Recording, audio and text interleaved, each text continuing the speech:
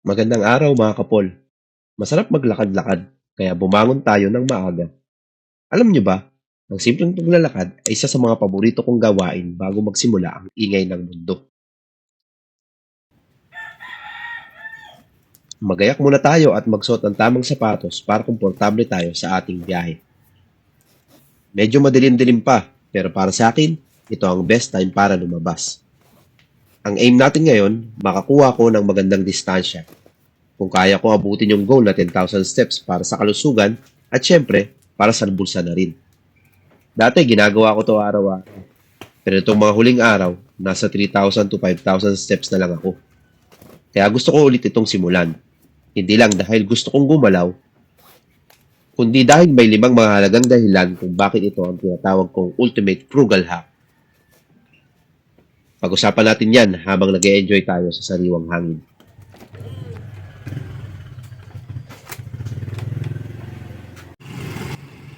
So, time check muna.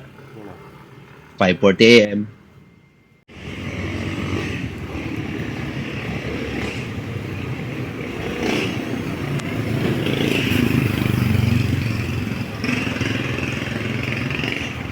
Ang unang dahilan, it promotes mental clarity. Napansin nyo ba, pag nasa loob tayo ng sasakyan, siksikan sa jeep, o nakababad sa trapiko, ang bilis nating ma-stress.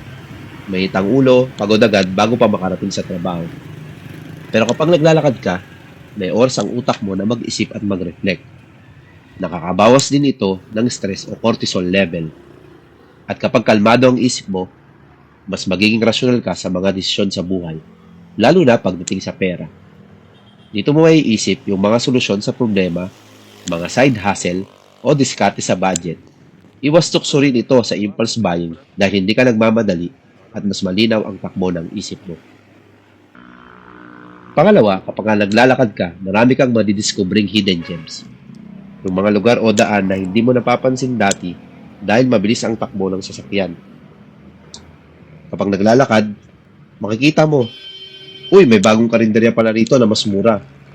O dito pala may shortcut na hindi alam ng iba. Dito mo rin makikita ang mga local shops na mas makakatipid ka pala kaysa sa mga mall. Kumbaga, ito ang field research ng isang wais na mamamayan. Nga pala mga kapol, sa mga nanonood sa atin ngayon, comment naman kayo kung alam nyo kung saan lugar itong nilalakaran ko.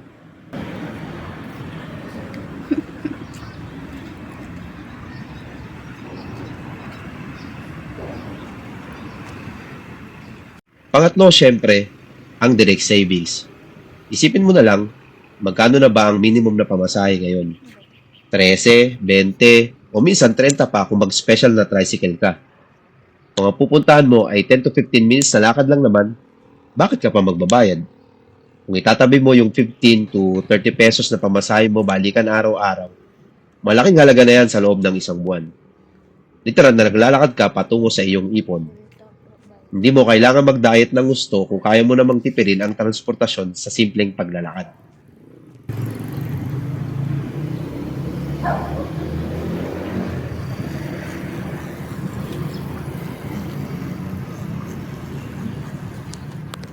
Pang-apat, ang paglalakad ay pagyakap sa simple living. Ang tunay na frugal na tao, marunong mag-appreciate ng maliliit na bagay. Habang naglalakad ako rito, nakikita ko ang mga kapitbahay na nagwawalis, ang pagsikat ng araw, mga bagay na libre pero nagbibigay ng saya. Bukod sa tipid, nakakabawas ka pa ng carbon footprint. Isang act of kindness ito para sa mundo nang wala kang ginagastos kahit 5. Pinapaalala nito sa atin na hindi natin kailangan ng mamahaling kotse para lang makarating sa destinasyon. Ang mahalaga, nakakarating tayo ng ligtas at may laman ang itak.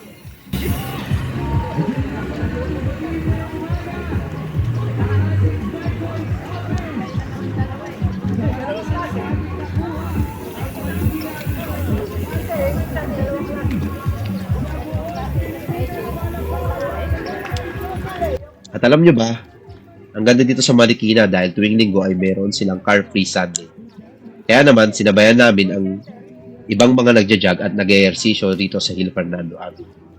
Napakasaya makita ang komunidad na nagkakaisa para sa kalusugan at kalikasan.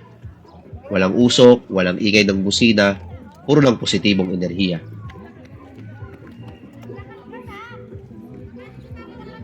At ang panghuli, passive exercise. Ang paglalakad ay iyong libreng gym. Sa mundong puno ng lifestyle diseases tulad ng diabetes at hypertension, ito ang pinakamurang gamot. Ang pagiging frugal ay hindi lang tungkol sa pagtitipid ngayon. Tungkol din ito sa pag-iwas sa malaking gastos sa ospital sa hinaharap. Tandaan natin, health is wealth. Kapag malusog ka, wala kang maintenance, wala kang hospital bills, at masigla kang makakapagtrabaho. Bakit na magbabayad ng mahal na gym membership kung pwede ka namang mag-cardio habang papunta sa palengke? Sa uli mga kapol, ang paglalakad ay hindi tanda ng kahirapan. Ito ay tanda ng disiplina, pagmamahal sa sarili, at matinong paghawak ng resources. Kaya bukas, subukan mong gumising ng mas maaga ng 15 minutes. Piliin mong lakarin ang distansyang madalas mong ipinamamasahe. Mararamdaman mo ang gaan sa katawan at bigat ng iyong ipon. Maraming salamat sa panonood.